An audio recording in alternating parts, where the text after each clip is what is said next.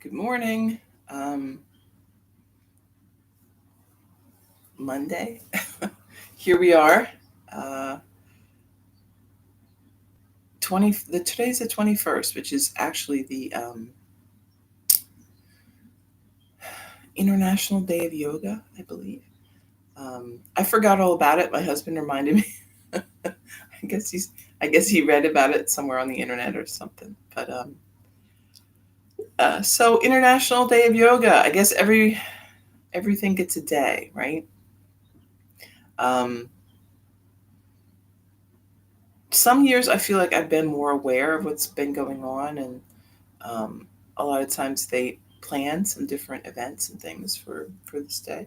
Um, this year it just kind of snuck up on me, and I wasn't really paying attention. But it's nice. I mean, it's nice to have a day. Everybody should have a day. It's kind of like your birthday, right? Um, and we struggle around here. I always struggle with my husband to get him to decide, like what he wants for his birthday, and um, he always, wants to think about what everybody else wants, right? Instead of just what he wants. But I mean, everybody deserves one day where it's just what you want, whether that's your birthday or another day. I don't know, but um, I don't think yoga would care if it had its own day or not. I think every day is yoga day in as far as yoga is concerned. It's um, I'm a little I guess I'm a little conflicted with the idea of yoga day just because I feel like um, again yoga is best done daily, um, as a just a part of your day, just something that you do, just like brushing your teeth or getting up or whatever it is. People, I think, again, like we build it up. We build yoga up as being something separate from ourselves, something um, that we might or might not have time to do. But in truth, it's part of your life. It can be part of your life, just something that you are pursuing as a course of action. Right? It's not something that you choose to do or not to do. It's something that informs everything that you do. And that sounds big and sounds, you know, like it's a lot of work or, uh, but it really doesn't. It doesn't have to be. It's simply a way of looking at things, an attitude that you might have that um, sets you up for success with uh, just kind of looking at things from a yoga point of view. Um, Things like the yamas and the niyamas, right? Keeping those in mind, making those become just part of your way of behaving towards yourself, towards others. Um, it's not something that we put on; it's rather something that springs from within. So yoga isn't. So yeah, what is yoga? Right? Well, it isn't um, just setting yourself up in a pretzel shape, right? It isn't um, yoga competitions, right? I was, thought it was pretty, I mean, crazy and funny, but and I hopefully, I hope that they aren't called really yoga competitions. I hope they're asana competitions, right? But I know, I don't think well, maybe they do have some here, but in in India specifically, they do have competitions for asana, right? Who can do the best this pose or that pose, or um, who's so advanced with that. Um, that is, perhaps there is a place for that. Certainly, evaluating one another um, is something that we do, right? That's something we do as humans. We want to evaluate ourselves and evaluate others and compare ourselves one to the other. This is not a very yogic way to think. Um, and I used to go to a yoga studio that was a little confused about some of this sometimes, right? So they would have competitions about who went to the most classes, and you get like gold stars when you showed up to more classes than other people, and um, there was again this sort of dichotomy between what we, especially here in Western society, find motivating and what is really kind of a yogic way of thinking of things. Um, Looking for a reward, looking for a gold star because you're doing a yoga class or doing asana is kind of the wrong way of thinking of things. We aren't doing this for um, other people's um, praise or other people's affirmation, right? Um, if that's why you're doing it, it's going to be a pretty empty experience because again, it's exterior. It's looking uh, to others to validate your own experience, um, which is ultimately very empty. Really, uh, what we need to do is look within and find how our behavior, our activity is in alignment with what our core values and beliefs are.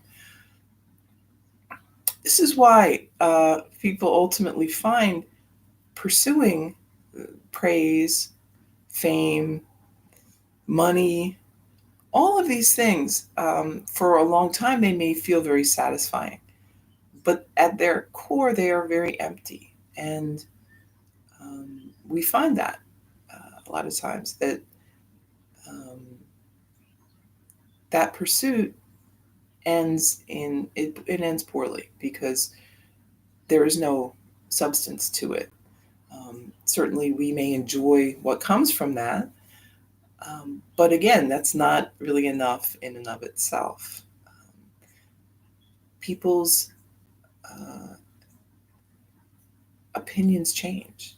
Um, I think we've seen this certainly in our society that there's a great desire and love to heap praise upon someone and then kind of wait for them to prove themselves human and fail or um, take a misstep, do something that doesn't live up to our expectation of who they are.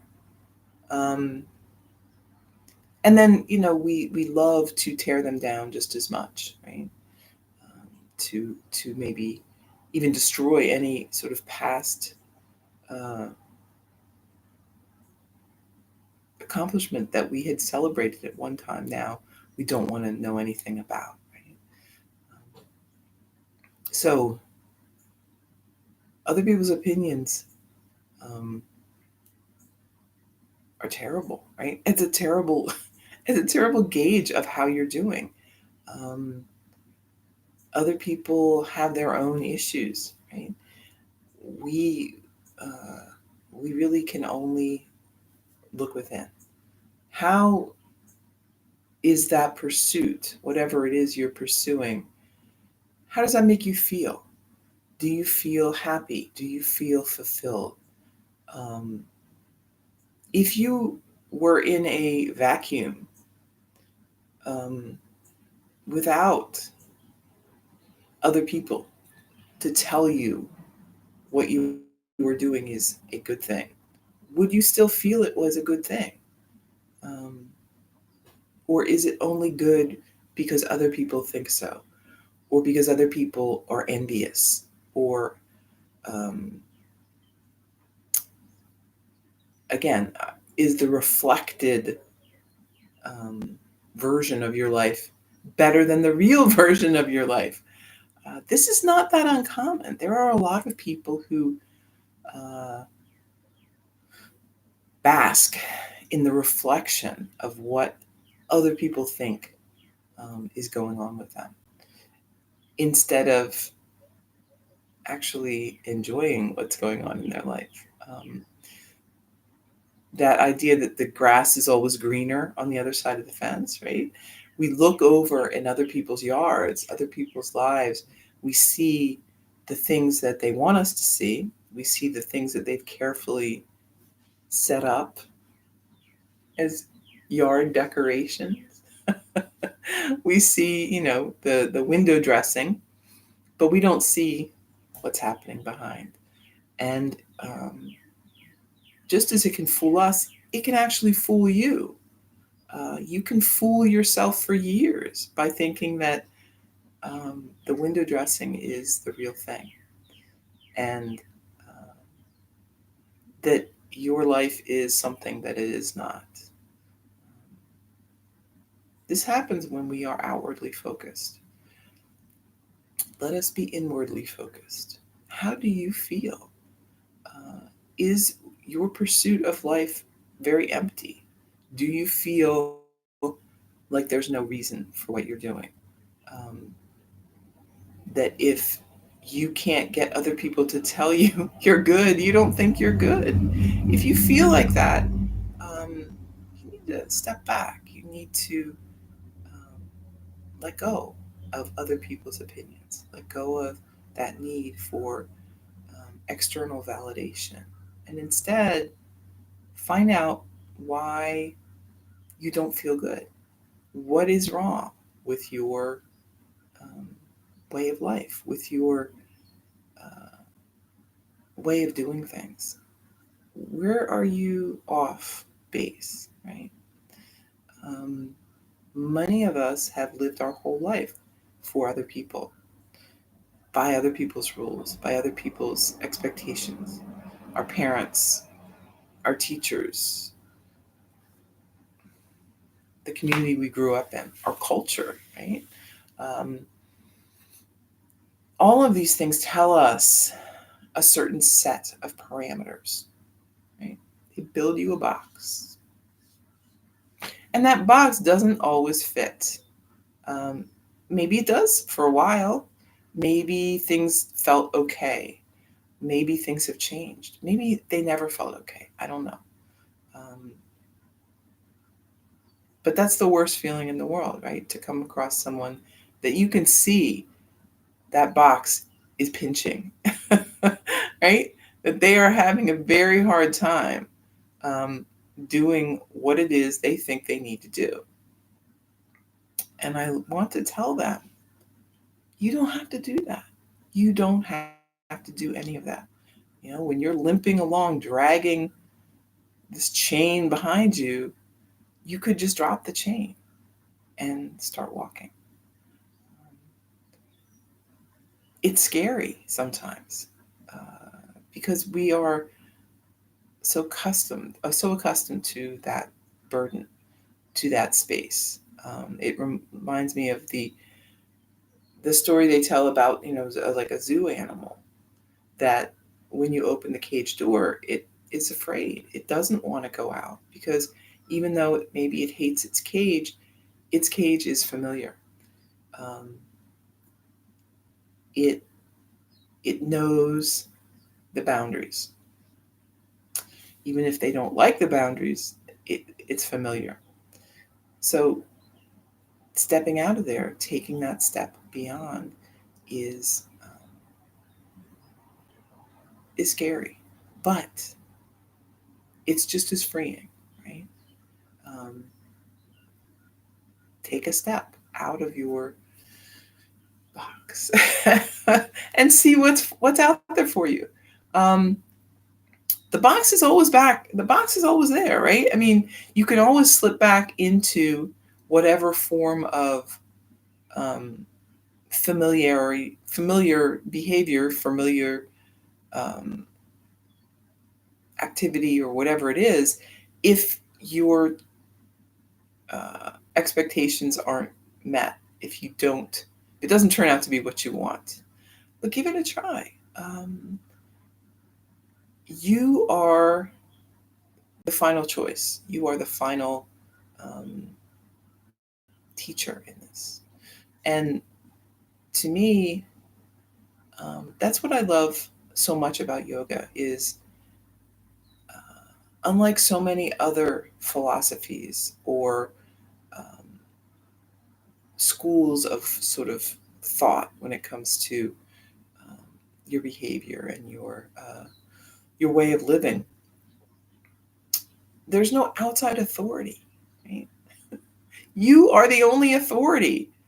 There are rules, right? There are some rules that, but I mean, again, they're not arbitrary rules. The yamas and the niyamas aren't there because somebody is telling you, hey, you got to do this. They're there because these are established. These are um, long set ways of doing things that work, right? Um, it isn't like a good or bad, moral or immoral type thing. It's okay, do you want to be happy? Do you want to feel good? Do you want to be healthy and mentally, spiritually, physically? Here's a set of rules. Here's a set of tools to help you do that. Um, we're not telling you to do this, because you're going to go to heaven or hell if you don't. We're doing it because you could make your life helpful, good, or suffering and bad. We have the power to do that for ourselves and for the people around us. Um, and if we don't choose a positive path, then we're basically choosing a negative one, right? Um, People, I think, sometimes think if they don't choose, then they're not responsible, right? Well, I didn't choose this. I didn't make a decision. I'm just sitting here. Well, just sitting here and letting things pass you by, letting opportunities come and go, and not choosing to act is making a decision, right? Even though you think you're just sitting here quietly and nothing's happening. Well, that's true. Nothing's happening. You've chosen to stay where you are. So we could also choose to act, to make the choices that will improve our life. And that's what we want to do.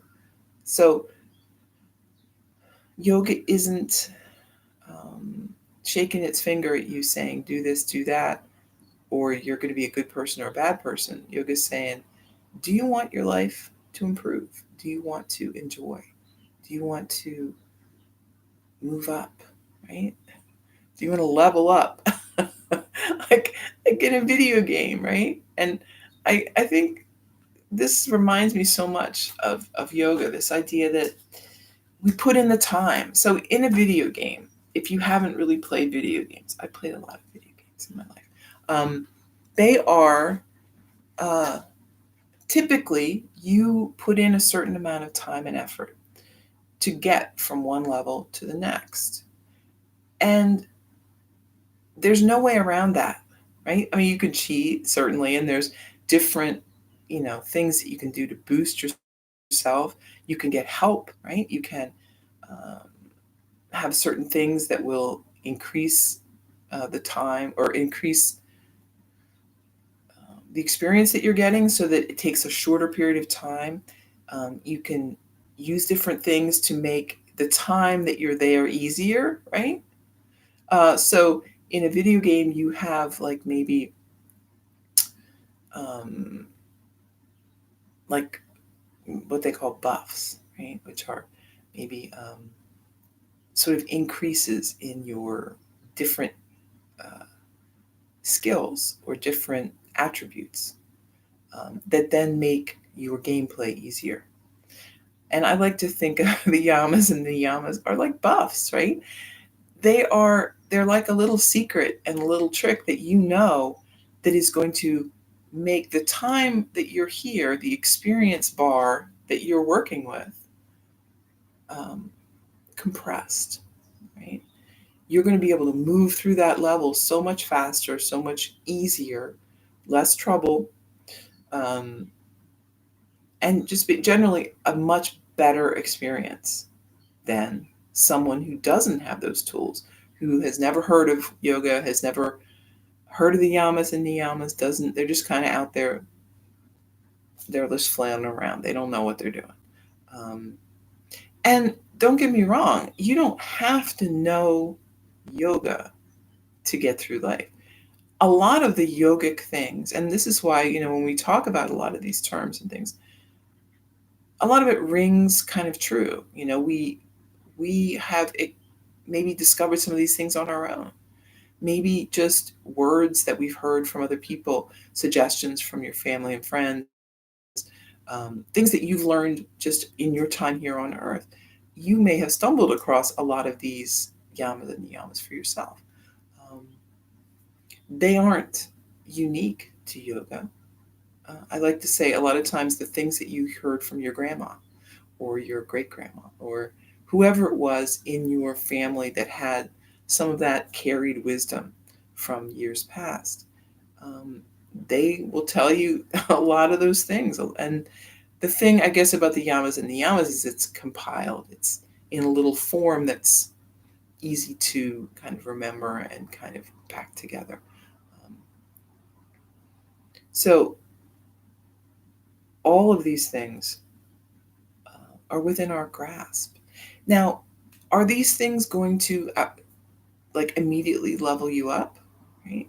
So in some video games, you can buy a boost, right? So you'll go from start down here to way up here with just, a token. There you are. All that time is gone and you're up there. So, how's that? Well, we can't do that with yoga. Um, well, I shouldn't say that. We could do that with yoga. So, we've talked about people reaching samadhi or nirvana, right? This heightened state of um,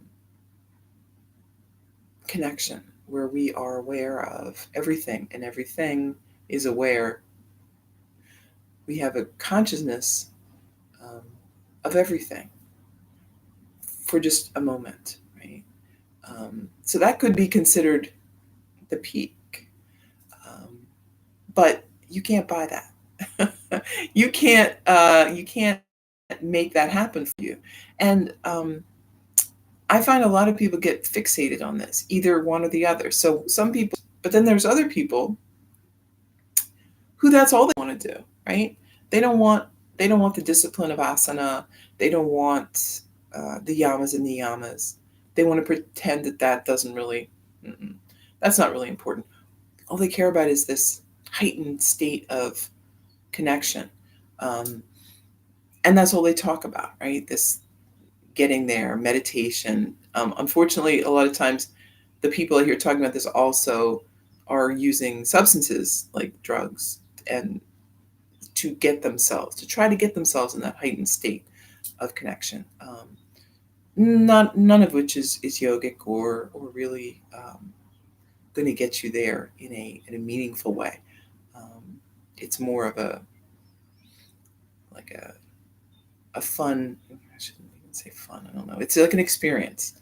It's a trip, as they say, but it's not real. It's not a real um,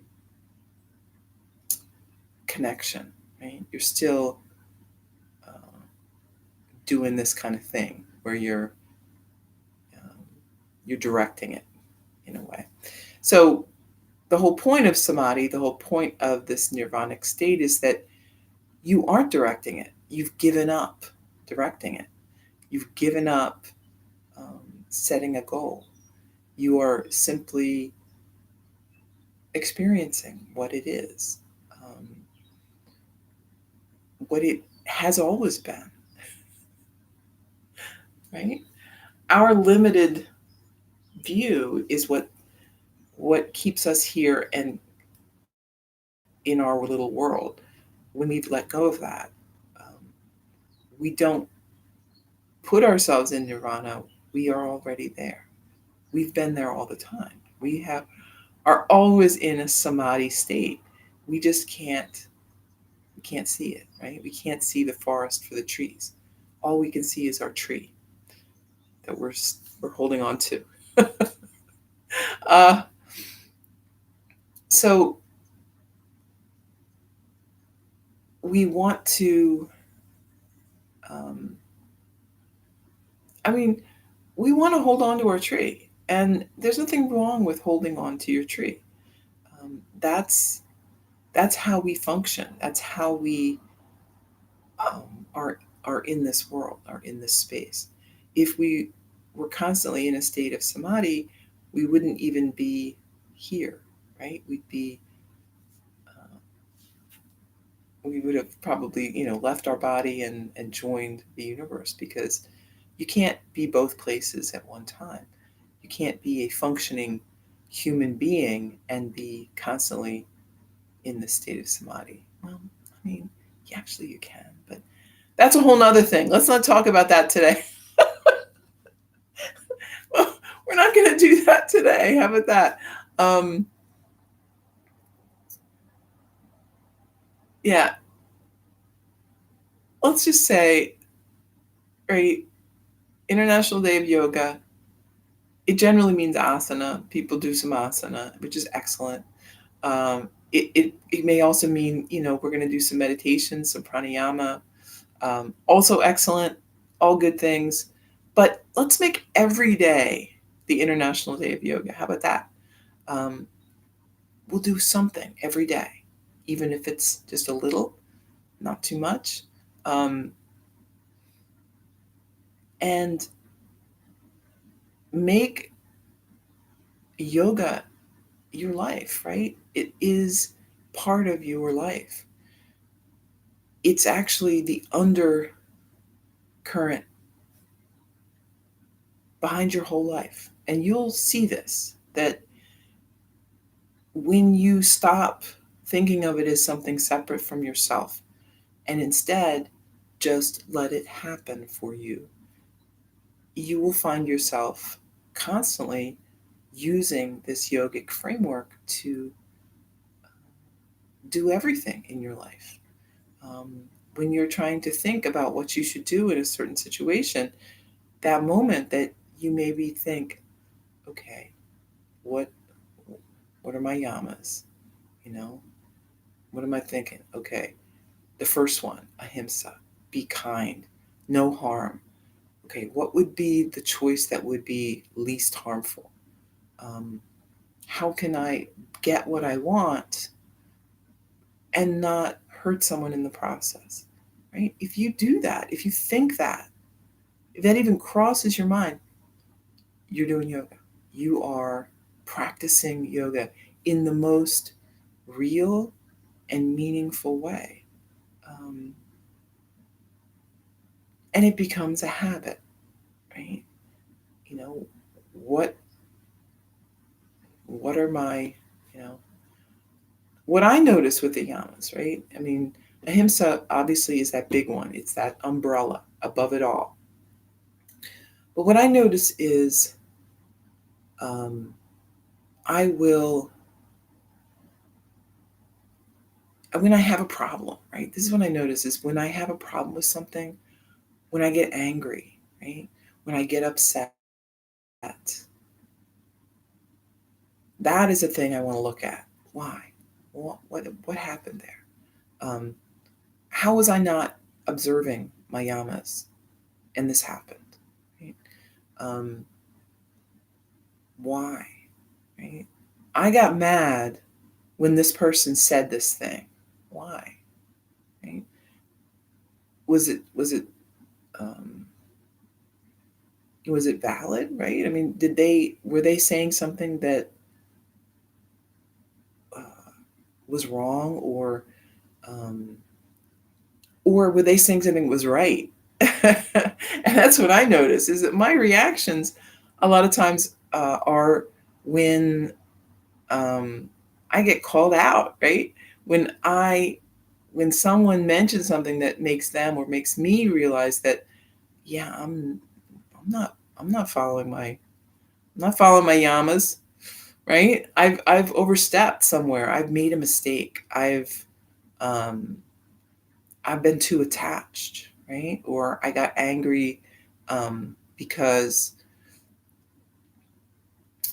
I'm being selfish, or I'm being overly controlling about something, or jealous, or all of these things that are very normal human behaviors, um, but we don't want to go down that path, right? So what we consider a normal human reaction um, is not necessarily something that we want to do, right? So I might get angry, but I also recognize that it's not that's not something I want to act on, right? So to me, feelings and emotions around all of these behaviors are not something to be suppressed or to be um, denied, but you don't have to rage, right? So I think a lot of times people think getting angry means throwing things. It means, taking that anger. There's two things, right? There's the anger and there's the action upon the anger. Right? The anger is perfectly understandable and justified. In fact, I use things like anger and sadness and uh, those feelings are clues to me, right? Why did I have such a reaction to this? Why did this make me angry? Why did I feel sad? Those clues tell me more about what's going on inside, more about my inner, you know, activity. Um, I might get very angry and you will never know it because um, I don't have to project that, right? I can experience that without taking it out on other people, right? And that's the second step that most of us have a lot of problems with, right? We think getting angry means throwing something at somebody or saying something nasty or doing something rude. That's not what getting angry is. That is what taking your emotions, what your emotional state out on someone else is.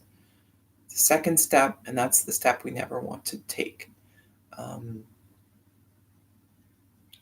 that's not to say that if someone does something that is harmful or bad, and you have an anger response to that, that you wouldn't perhaps talk to them about it and say, hey, this isn't good. I really didn't like what you did, and maybe you need to change. But that's different than saying, oh my God, you're a terrible person. I hate you. You, you're just, whatever. Um, there's there are harmful ways and helpful ways. I mean, you know this, right? Um, but honestly, we know this, but we may not know this. Um, I find anger in particular is something that um, people are very.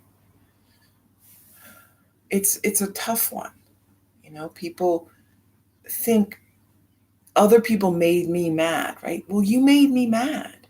Well, you did this, you did that. Nobody makes you mad. You make yourself mad, right? It may or may not be justified. Um, And that's a whole nother issue. But your response is your responsibility, right? I like to think about that, right? Response is the first part of responsibility. Um, no one can make you anything. You are the one that makes. You are the one that chooses, right? How are you going to react to a situation? Um, and again, reaction is two different things. You're going to have that initial reaction, which is an internal feeling. But what are you going to do next? Are you going to yell and scream and holler and throw something? Or are you going to um, experience that emotion? Know that that is just what it is. It's just an emotion, just like 100 other emotions you're going to have in the course of a day. Um, but are you going to let that rule you? Are you going to allow that to drag you off wherever it wants to go? Or are you going to say, okay, well, that I had, that really made me have a response, right? That really kind of sort of rang my bell here. Um, why? Like, what's up with that? Why did this make me so mad? Um, in the moment, we may not think about that. Maybe later, that's where we want to unpack exactly what happened in that situation. But in the moment, we can breathe. We can allow that emotion to happen and let it pass through us. Breathe it out, let it go. Um, these are the sorts of things that make our life better. Right? These yamas, the niyamas. This is the yoga that um, sustains you, that helps you craft a life that you feel comfortable with, that uh, allows you to get from here to here to here. that um,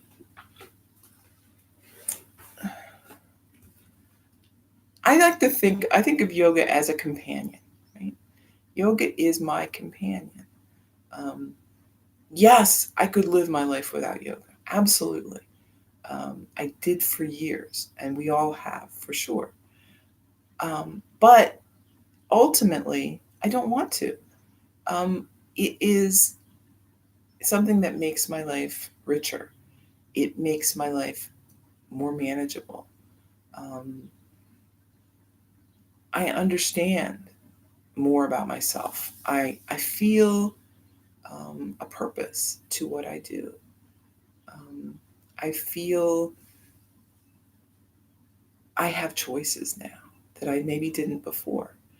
I think before that I didn't understand a lot about what I did. I didn't understand why certain things made me mad, why certain things made me sad. Um, I didn't know what to do about that, right? I feel at the mercy of my emotions, at the mercy of other people's opinions, other people's thoughts. Um, I was really adrift in many ways, and I think a lot of us are. Yoga is kind of an organizing system to me. It's a way to um, kind of arrange how you're thinking in a way that is productive, and um, find what works for you, right, and what doesn't. And to me, this idea, yoga being such an ancient form, so much wisdom and from so many years, it gave me a lot of confidence that this is something that has worked for a lot of people. It can work for me. It can work for all of us. Uh, it's, again, what you make of it. Um, Yoga is not one size fits all. We're all going to find different types and different parts of yoga that are applicable to your state of being, right? So It is infinitely adaptable. It is universal, but also very individual. Um, it's like one size fits all, right? Have you ever bought a piece of clothing that says one size fits all? Well, in my opinion, that just means one size doesn't fit anybody, right? It doesn't look good on anybody because it's meant to look okay on everybody, and how can that be? But yoga really is one size fits all because it is infinitely adjustable for every type of body, situation, person. And that's where the history and the heritage of that comes in, is that this is a body of knowledge that has been honed and polished over thousands and thousands of years, and thousands of people in thousands and thousands of different situations, different um, circumstances. They aren't that different, right? That's what is kind of amazing to me about history. And I had a history minor in college because I loved it. History is amazing to me. Uh, there's so much to learn. Um, History is like looking in a mirror, and it's not at all what we think. So even though we think, we're experiencing these things that no one else has experienced, we're experiencing exactly the same things everyone has experienced from time, immemorial. We have the same conflicts, the same issues. They come up again and again and again. Um, we have the same good impulses, bad impulses. Socrates struggled with the same difficulties we do. I mean, I remember reading a thing about, you know, it was like a quote, and someone was like, well, who said this? And it was something like, well, the kids these days are just, sitting around being lazy, not doing any work. Um, how are we as a species even going to survive? Right? And I mean, that could have been something my dad said, right? But it was something Socrates said, right? So even back then, they worried about the future of our youth. But clearly, we got to hear, so I guess we made it okay. Um, but all of these things are the same. Yeah, maybe our technology is different, our pace of life is faster. All of these things may have changed slightly, but people are essentially the same. We're built the same. Our bodies are the same. We're still working under the same set of circumstances and struggles. Um, we make a mistake when we try to separate ourselves from our past. We are the same as we always have been. Hopefully, maybe we're a little smarter. Maybe we're a little. I mean, we have more information, but maybe we're actually less aware. We can learn from the the past, the activities of the people in the past. Um, we have to, right? And what I what is helpful to me is knowing that yoga really is a compilation of knowledge, and it's built, right. It started thousands of years ago, but it's been built on, right. So like a beautiful house, right. It starts with the very basics, and then they add on more and more as they learn more, as they get deeper into certain things, right. They add a wing, right. Well, here's a wing about this.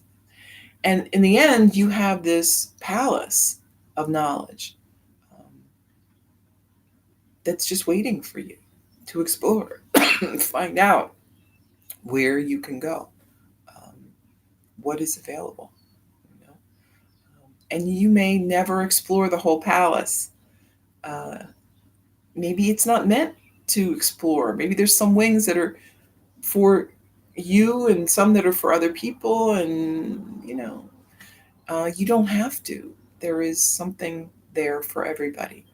Um, and again, it's a self-guided tour, right? Have you ever been on a self-guided tour as opposed to a tour guide?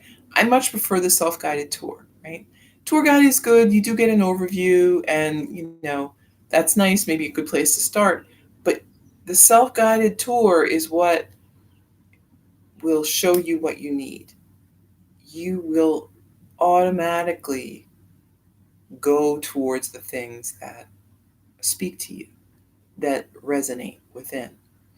Um, Let yourself be your guide.